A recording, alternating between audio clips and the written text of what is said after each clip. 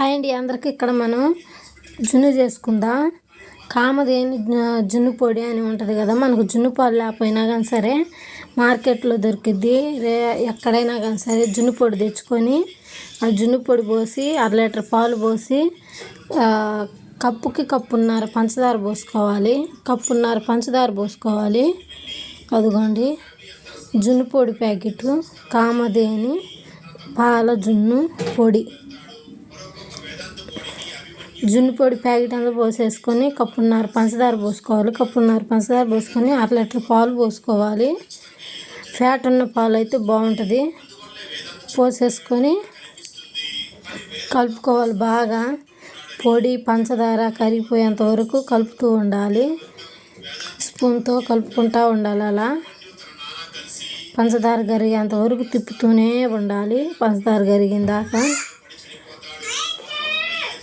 నా దగ్గర విస్కర్ ఉంటే విస్కర్తో కూడా కలుపుకున్నా. నేను స్పూన్తో నేను కలుపుకోవచ్చు, విస్కర్ ఉంటే విస్కర్తో నేను కలుపుకోవచ్చు. జున్ను మాత్రం సూపర్ టేస్ట్ ఉంటుంది. మనకు జున్ను పాలు లేకపోయినా ఇలా చేసుకోవచ్చు. పొడి తెచ్చుకొని చేసుకోవచ్చు. 1/2 లీటర్ పాలు పోసుకొని జున్ను పొడి వేసి పంచదార కప్పున్నర పోసుకొని, అంటే గిద్దన్నర పంచదార పోసుకొని కలుపుకోవాలా. 5 మిరియాలు 2 యాలక్కాయలు బాగా దంచి పోసుకోవాలి. కలుపుకోవాలి. అవి కూడా వేసి కలుపుకొని అన్నీ ఒక గిన్నెలోకి మార్చుకోవాలి. మార్చేసుకొని ఆ గిన్నెలోకి ఇడ్లీ పాత్రలో, కుక్కర్లో కానీ ఇడ్లీ పాత్రలో కానీ వాటర్ పోసుకొని దానిలో స్టాండ్ పెట్టి స్టాండ్ మీద గిన్నె సరిగ్గా పెట్టేసుకొని ఉడికించుకోవాలి. ఉడికించుకున్న తర్వాత ఇలా వచ్చిద్ది.